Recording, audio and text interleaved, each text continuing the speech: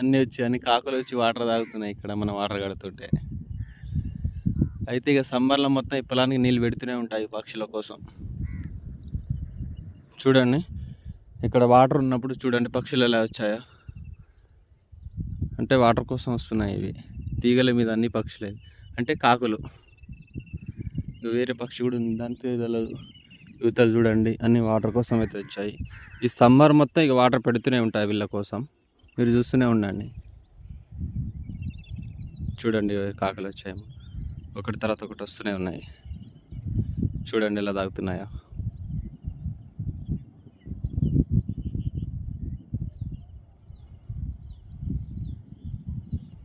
చూడండి ఒకటి తర్వాత ఒకటి.